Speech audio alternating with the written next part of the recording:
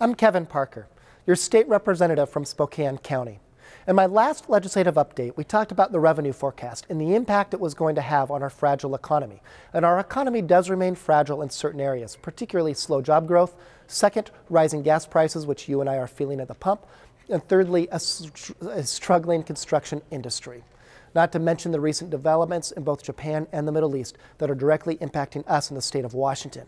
And although these economic conditions continue to negatively impact consumer confidence as well, it's important that we remain focused in the state legislature of putting people back to work, particularly small jobs in our state.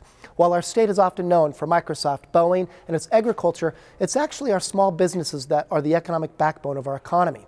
In fact, businesses with fewer than 50 people employ 41% of the state's private sector workforce. Those are places where you and I both work. We also know from past analysis that the economic downturns, that it is small businesses that don't create the economic recessions, but they are the drivers that lead us out of them. Simply put, small business and jobs are the most important thing in the state legislature.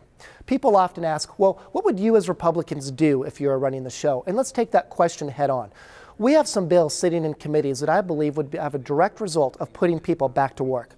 The first bill that is sitting in committee that we would work is this. It would require the permitting decisions to be within 90 days, meaning when a new business asks for a permit, it would have to be levied to them within 90 days. A delay often makes it much more expensive and it delays putting people back to work.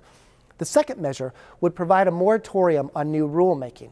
This would take what the governor has already done through the executive order and strengthen it. This would give regulatory relief to citizens, business, and local governments. Thirdly, we would double the B&O tax credit. This would encourage small businesses to begin to hire again, so those inevitable mom-and-pop businesses can get their feet off the ground. And finally, the final measure would be this. It would be a delay in the recent changes to our state energy code.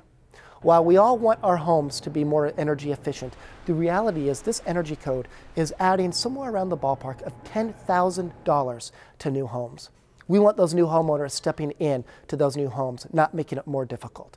These are just 4 of the ideas we would have, but there's nothing we can do that's more important than to get Washington working again and putting the average person, you and me, back to work. Thank you for spending time with me. I'm Kevin Parker, your state representative.